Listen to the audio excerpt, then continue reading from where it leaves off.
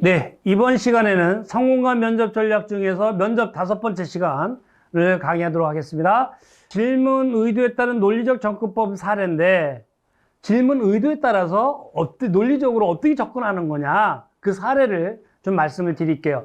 예, 논리적 접근법이라고 하는 것은 제가 면접을 연구하면서 만든 용어입니다. 이게 어디에 있고 있는 건 아니에요. 그냥 제가 이런 거는 이렇게 논리적으로 접근하는 게 좋겠다.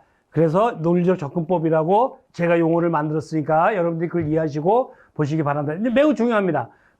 매우 중요한 사례인데, 이런 거는 인터넷에 없으니까 잘 보세요. 야, 이 여직원이라는 이유로 상사가 커피숍을 시킨다면 의외로 여직원분들한테 많이 나오는 질문이에요. 그러니까 여직원이라면 커피숍을 시키면 어떻게 하겠느냐? 이제 질문의 의도가 뭐냐면, 입사 후에 커피 심부름을 시키려고 질문하는 게 아니거든요. 왜? 지금 커피 종업원을 채용하는 게 아니에요. 여기 커피숍에 직원을 뽑는 게 아니거든요. 그러니까 여직원이라는 이유로 상사 커피를 시킨다면 이 상황 대처 어떤 논리적으로 나를 면접관을 설득할 건가? 이거를 지금 면접관은 보는데 이게 질문 의도를 잘 봐야 돼요.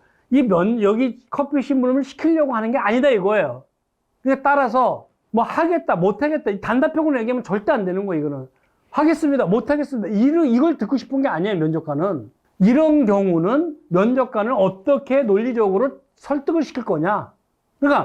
그래서 하겠다, 못하겠다. 단답형으로 얘기하면 절대 안 돼요, 이런 거는. 이런 질문 형태는. 논리적 접근법이 뭐냐.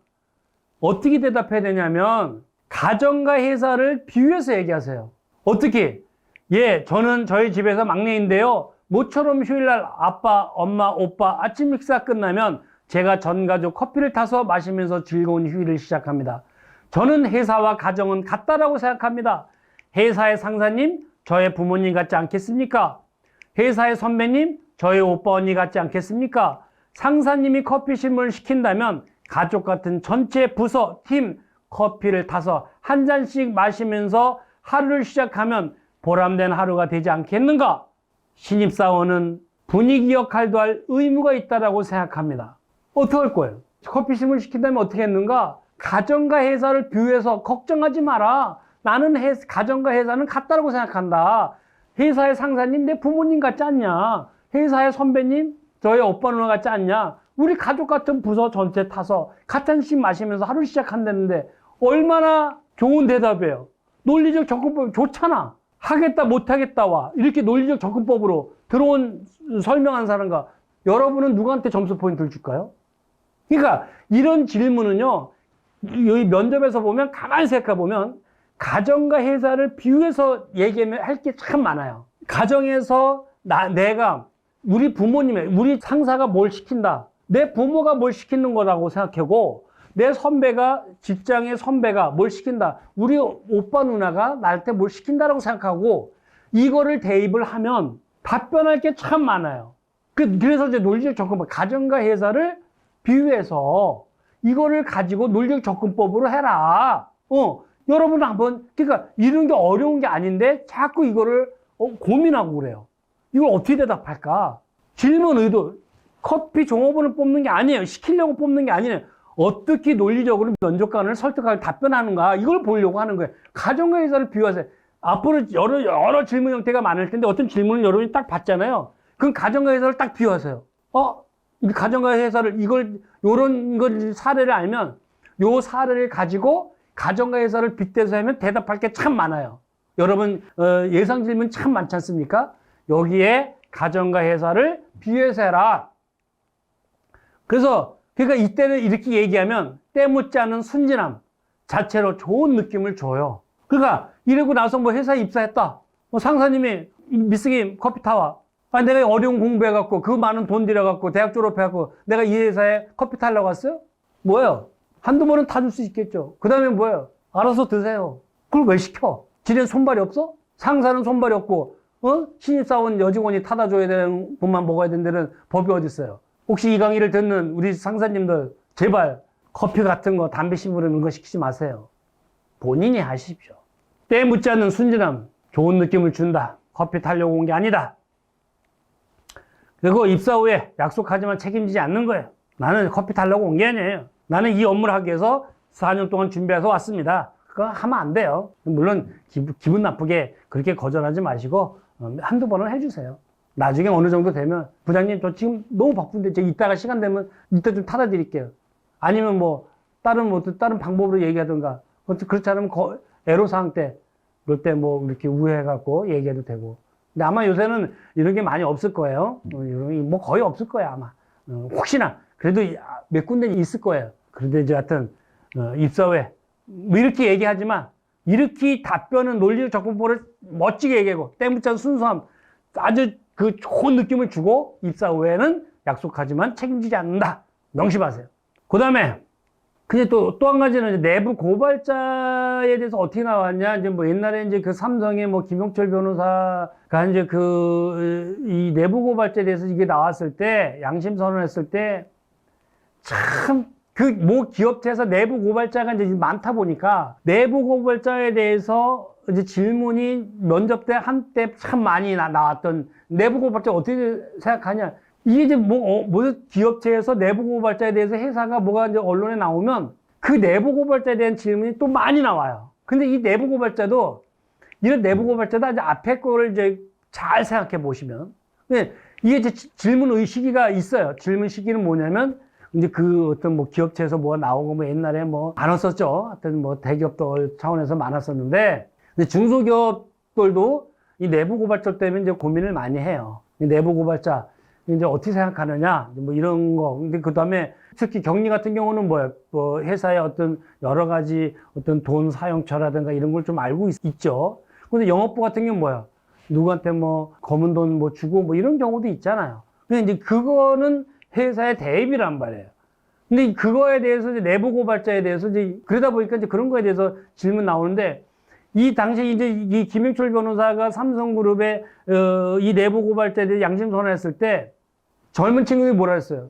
정의사회를 위해서는 필요하다. 막 이렇게 떠들었어요. 인터뷰 때는 그렇게 얘기해도 돼요. 근데 면접에 가서는 그렇게 얘기하면 안 되죠. 면접에 가서는 뭐예요? 면접에 가서 내부 고발자에 대해서 어떻게 생각하는가? 정의사회를 위해서는 필요하다고 생각합니다.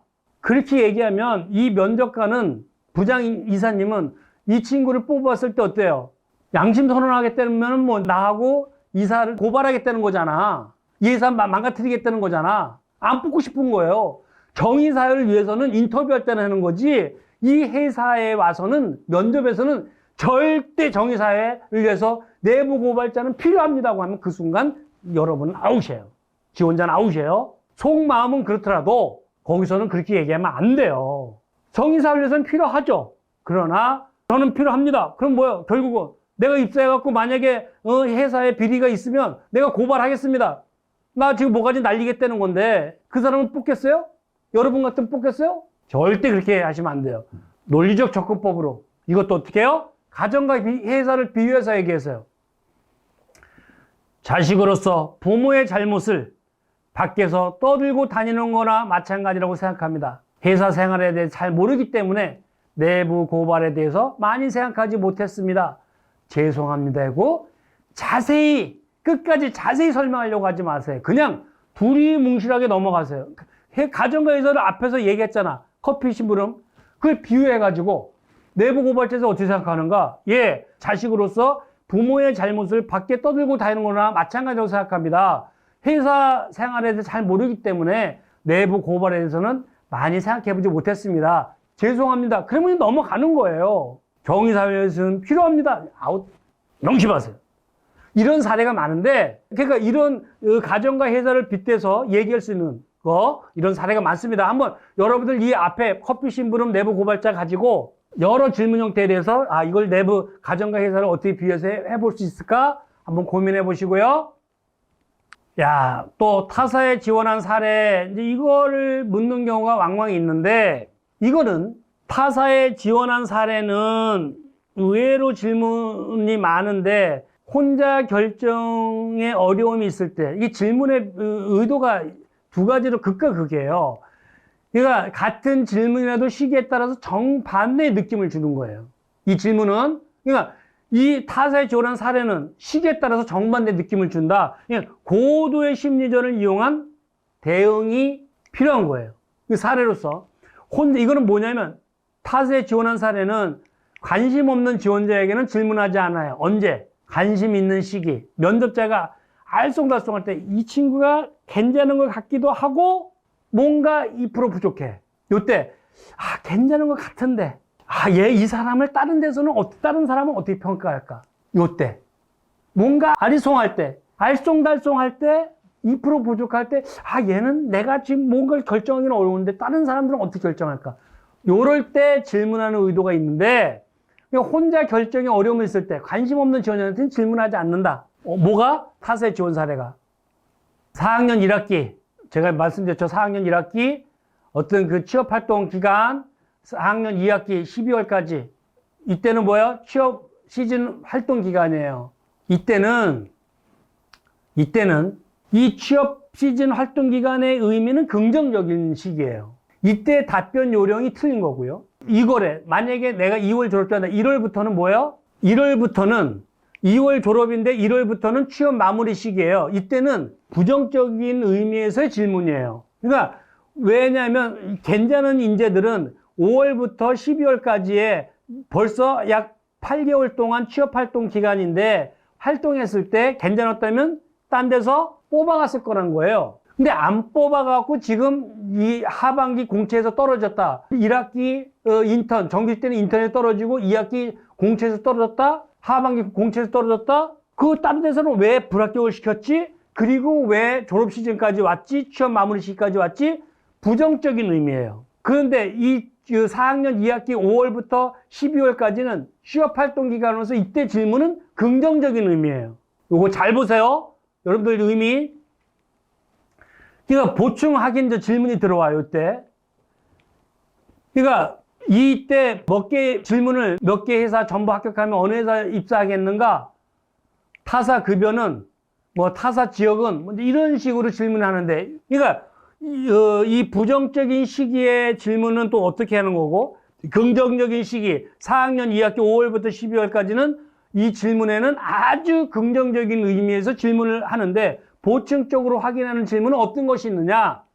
보충 질문으로서 이제 타사의 전형 결과는 긍정적인 시기에 이거는 취업 시즌이 5월에서 12월 동안에 관심이 있을 때 또 질문 의미 5월, 12월 때 긍정적인 시기일 때는 이제 타사의 전형 결과는 묻습니다. 타사의 전형 결과는 도전했던 결과, 진행 결과 먼저 이건 물었는데 이때는 답변 어떻게 되냐면 S회사 서류에 합격했고 A회사 실무자 면접까지 끝난 상태입니다. 이때 면접관은 추측을 하는 거예요. 다른 회사에서도 다른 회사의 면접관들도 이 친구를 좋게 평가했구나. 얘 괜찮구나. 나도 괜찮게는 봤지만 2% 부족해서 그렇게 해서 그래서 물어봤는데 다른 회사도 얘를 좋게 평가했구나. 괜찮은 애구나 하는 것을 힌트를 받는 거예요. 이때 취업 시즌으로서 여러 회사를 지원하고 있다는 건 당연한 거예요. 이거는 지금 귀사가 처음입니다. 이렇게 얘기하지 마세요. 타사도 지금 귀사까지 3군데 전형 중입니다. A라는 S회사는 서류 합격했고 A라는 회사는 지금 실무자 면접까지 끝나서 지금 최종 면접, 임원 면접을 대기 중에 있습니다. 이러면 다른 회사들 얘를 좋게 평가했구나 라는 것을 면접관이 힌트를 받는 시기다. 그렇다면 이때 얘가 괜찮구나 하면 면접관은 최종 합격하면 입사를 포기하고 오지 않을 것을 걱정해서 또 보충 질문합니다. 어떻게? S회사, A회사 전부 합격하면 어느 회사 등에 입사하겠는가? 왜? 다 합격하면 우리 회사 안 올까봐. 우리가 합격을 시켜놨는데 우리 회사를 포기할까봐. 괜찮은 것 같으니까. 포기하면 우리만 손해잖아. 당연히 뭐라고 해야 돼요? 당연히 기사에 입사하고 싶습니다. 이유는 뭐예요? A회사는 면접을 위한 유령회사예요. 그래서 면접을 위한 유령회사로 내가 만들어 놓은 거예요. 왜? 나 다른 회사에서도 이렇게 평가했다? 나 이렇게 좋은 나 좋은 인재야. 네가 나 뽑아야 돼. 면접관이 나 뽑아야 돼요. 왜? 다른 회사에서 나 이렇게 좋게 평가했습니다. 이것 때문에 S회사, A회사는 면접을 위한 유령의 회사로서 갈 수 없기 때문에 나는 귀사에 당연히 입사합니다. 뭔 뜻인지 여러분 아시겠어요? 면접관을 갖고 노는 방법이에요, 이게. 지금 취업 활동 기간에 나를 좋게 봤구나. 나를 근데 뽑을까 말까 지금 하는데 몇 군데 전형 중에 있는가? 예, 다른 회사도 이렇게 나를 평가했습니다. 여기 합격하고 여기 합격하고. 다른 회사 좋게 평가했구나? 전부 합격하면 우리도 지금 합격시키고 싶은데 어디 가겠는가? 당연히 기사에 있어야지. 왜? S회사와 A회사는 이 회사의 면접을 위한 유령회사예요. 타사의 급여는 어떻게 해야 돼요? 면접을 위한 유령회사 급여는 낮게 얘기해야 되죠? S회사, 이 회사가 만약 3,000 준다. 거기 회사, S회사 2,800, 또 A회사 2,500. 여기 기사는 3,000. 그러면, 면접관이, 유령회사의 급여가 높으면 오지 않을 걸 염려하지만, 세 군데 비해서 우리가 월급이 제일 높구나. 세 군데 합격하면 우리 회사 오겠네? 라는 확신을 주는 거죠. 유령회사는 뭐예요? A회사하고 S회사는 입사를 위한 유령회사. 타사의 지역은 어떻게 해야 돼요? 제가 지금 여기 서울에 면접 보고 있다. 유령회사, S회사하고 A회사는 어디에 해야 돼요? 저 지방에 세 군데 합격해도 급여나 지역적으로나 우리 회사 입사하겠구나라는 확신을 줘야 된다. 합격해도 기사 입사하는 것이 유리하다는 느낌을 주도록 답하라. 유령회사는 지방에 있어서. 어디 부산에 있고요. 지금 내가 서울에 집이야. 서울에 내 면접 보고 있습니다. 그런데 S회사는 서류 합격하고 A회사는 면접까지 끝났는데 어디야? 다 지방에 있어. 세 군데 합격해도 지역적으로 우리 회사 입사하겠구나. 느낌을 줘야 된다 이거예요. 또 급여도 우리 회사가 제일 높구나. 급여나 지역적으로나 얘는 세 군데 다 합격해도 우리 회사에 입사하겠구나 하는 것을 여기서 확신을 주는 거죠. 면접관을. 다시 말씀드립니다. S회사와 A회사는 뭐예요? 면접관한테 확신을 주기 위한 타사에서도 나를 이렇게 좋게 평가했다는 유령회사를 가지고 지금 면접을 가고 있는 거예요. 시험 마무리 시기. 만약에 지금 2월 졸업인데 1월부터 3월이다. 질문 의미가 부정적인 시기예요. 지원자에 대해서 의심하면서 질문하는 시기예요. 다른 회사에서 불합격한 이유가 뭘까? 다른 회사에서 무엇이 문제라서 채용하지 않았을까? 상반기 동안 5월부터 12월까지 8개월 동안 얘가 분명히 여러 회사를 지원했을 텐데 왜 다른 회사에서 불합격했을까? 어떤 결격 사유가 있을까? 다른 회사는 왜 얘를 채용하지 않았을까? 다른 회사에서 채용하지 않았는데 왜 우리 회사가 얘를 채용해야 되지? 이런 부정적인 의미를 가지고 채용에 질문하는 시기다. 타사에 지원한 사례는 여러분들 뭔 뜻인지 아시겠죠? 여러분이 면접관이라도 어때요? 4학년 2학기 5월부터 12월까지 취업활동 기간에 우리 회사에 지원했다? 당연한 거예요. 여러 군데 회사를 지원하니까. 그러나 지금 이미 8개월 동안 전형에서 떨어졌다. 뭐 때문에 아직 취업을 못했을까? 부정적인 의미로. 그래서 취업 재생은 갈수록 이것을 더 부정적인 의미로 가는 거예요. 이 취업 마무리 시기 또는 재수생들은 이 질문 때문에 아주 머리가 아픈 거예요. 몇 군데 지원서를 냈는가? 결과는 왜 떨어졌다고 생각하는가? 이건 이 부정적인 시기에서는 이 질문이 많이 나오죠? 어떻게 해요? 기사가 11번째 도전입니다. 의심한 대로 무엇인가 문제가 있는 지원자, 느낌을 주기 때문에 불합격 확률이 높구나. 11군데 회사에서 얘를 싫다고 했구나. 어떤 엄청난 결격 사유가 있구나. 뭔가 문제가 있는 애구나. 왜? 11개, 나는 지금 이 친구를 지금 5분 평가하고 있는데, 다른 회사에서 11개 의사가 얘를 평가했다는 거예요. 이 기사가 11번째 도전입니다. 나를 불합격시켜 주십시오. 하고 똑같은 질문. 대답이에요, 이거는. 또, 기사가, 이때는 대답이 앞에서 기사가 11번째입니다. 이거는 이제 가는 거예요. 이때는 부정적인 시기다. 이때는 다 얘기하지 마세요. 확인할 수 없어요. 내가 10군데 냈는지 100군데 냈는지 확인할 수가 없는 거예요. 그걸 왜 그대로 얘기해야 돼? 기사가 2번째 지원입니다. 그럼 뭐라 그래? 왜? 작년 하반기부터 취업 준비 안 했어요? 이때는 이제 조금 의심해요. 왜? 5월부터 이력서 내고 다 했는데 4월 달에 중간고사 끝난과 동시에 웬만한 학생들이 다 이력서 던지고 그때부터 취업에 올인하는데 왜 2번째? 또 거짓말하는 거 아닌가? 이렇게 이제 의심한단 말이에요. 솔직히 면접 준비 부족과 그리고 너무 긴장하다 보니 제가 말씀드리고 하는 바를 제대로 전달하지 못했습니다. 부족한 점을 보완하기 위해 학교 취업전팀을 방문해서 상담을 하고 스터디 그룹에 가입해서 토론 학습을 하면서 이제는 어느 정도 극복했다고 생각합니다. 그리고 이러한 저의 노력이 입사 후에 회사 발전에 기여할 것이라고 이제 이런 식으로 해서 기사가 2번째입니다. 이렇게 하세요, 그냥. 제발 11번째입니다. 10군데 그 다 얘기하지 마세요. 또 귀사가 첫 번째입니다. 자격증, 취득, 팀별 프로젝트 과제, 교수님과 함께 진행하는 프로젝트 마무리 때문에 늦게 취업 도전을 하게 됐습니다. 뭔 뜻인지 아시겠죠? 네. 졸업 프로젝트, 어떤 자격증, 또 팀별 프로젝트, 그다음에 교수님 어떤 졸업 작품, 교수님하고 하는 프로젝트. 여러분들 프로젝트 많이 했죠? 허와실에서 봤죠? 이런 거를 하다 보니 5월부터 취업 도전을 해야 되는데 교수님하고 프로젝트를 같이 진행하다 보니 그걸 마무리하고 취업 도전하려고 해서 그걸 마무리하고 이제 귀사가 처음입니다. 이렇게 얘기하세요. 물론 여기 대해서 물어보면 뭐예요? 그래, 교수님하고 프로젝트 어떤 걸 했는가? 이거 물어보겠죠? 준비하셔야 돼요. 어떤 프로젝트 했는지.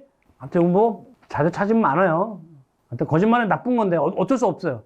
11번 떨었다면 11번째, 귀사가 11번째라면 다 싫어할 텐데, 100% 싫어하는데. 귀사가 두 번째입니다. 어떤 이유, 어떤 식으로. 첫 번째입니다. 어떤 식으로. 제일 나쁜 답변, 솔직한 거. 11번째. 진짜 최악입니다, 이건. 취업과 결혼은 같은 거예요. 취업, 결혼. 면접 맞선 보는데 어때요? 면접 50번 봤다. 50개 회사에서 왜 싫어하고 채용하지 않았을까를 취업에서는 면접관은 의심한다. 어떤 결격 사유가 있을까? 의심한다. 결혼에서도 맞선을 50번 봤다. 하면 뭐예요? 50명의 상대자가 왜 싫어하고 결혼하지 않았을까를 의심하는 거예요. 어때요? 어떤 결격 사유가 있을까? 의심한다. 지금 만났어요. 여태 선 몇 번 봤어요? 한 50번 봤는데요. 50명의 남자나 여자가 싫다고 도망갔어요. 지금 이 앞에 있는 사람 뭐예요? 도망가고 싶은 마음이에요. 그렇잖아. 무서운 거예요, 이 순간. 왜 50명이 싫어했을까? 여러분 그렇게 생각 안 하세요? 너무 같지 않으세요? 너무 결혼과 취업은 결혼과 같다. 한번 잘 생각해 보세요. 근데 여기에 대한 맹점이 뭐예요? 확인할 수 없는 맹점과 한계가 있는 거예요. 이거를 왜 50번 본 거를 맞선 50번 본 걸 왜 얘기해서 앞에 사람 섬뜩하게 만드는데 왜 면접 50번 본 거를 왜 얘기해갖고 이 사람을 유추하게 만드는데 뭔가 결격사유가 있는 거를 솔직하고 정확하게 이야기했을 때 정직한 사람이라고 상대에게 좋은 느낌을 받을 수 있느냐? 없다 이거예요. 너무나 잘못된 평가를 받는, 정반대 평가를 받는다. 이때는 선의의 거짓말 할 수밖에 없다 이건.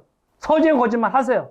맞선 50번 보는 거 그대로 정직하라고 이거를 정직하라고 50번 봤다라고 그걸 좀 거짓말 했다고 한두 번 봤다고 뭐가 잘못됐은 건가요? 확인할 수 없어요. 확인할 수 없는 맹점과 한계가 있다. 솔직하고 정확하게 이야기했을 때 정직한 사람이고 상대에게 좋은 느낌을 받을 수 없다. 취업과 결혼 같다. 거짓말은 나쁜 거다. 그러나 선의의 거짓말은 필요할 때가 있다.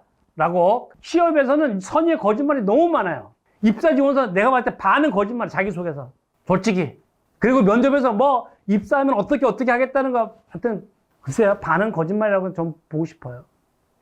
찰떡궁합, 인사 담당자는 지원자가 회사와 얼마나 어울리는 사람인지 중점적으로 보려 한다 이거. 적성, 전공, 장점과 단점, 꿈과 비전, 지원회사의 가치와 문화, 찰떡궁합이라는 점을 강조하도록 한다. 이때 한 가지의 방법은 아르바이트 경험과 같은 사회활동을 연관성 지어 나타내는 거다. 하여튼 이렇게 찰떡궁합을 만들어 가야 된다. 말씀을 드리겠는데 평생 직업을 이해하고 심리전을 통한 유리한 질문을 유도하는 사례를 또 말씀을 드려야 되는데 오늘 또 이 시간 앞에서 논리적 접근법을 가정과 회사를 비유해서 어떻게 접근하는 사례를 내부 고발자까지 얘기를 드렸는데 이 두 가지를 잘 생각해서 응용을 한다면 면접에서 많은 도움이 될 것이다 하는 것을 말씀을 드렸고 타사에 지원한 사례를 말씀을 드리면서 이 똑같은 질문인데도 시기에 따라서 정반대의 느낌을 준다. 그래서 그 정반대의 느낌을 주는 이거를 어떻게 질문하고 어떻게 답변하는 사례를 구체적으로 말씀을 드렸습니다.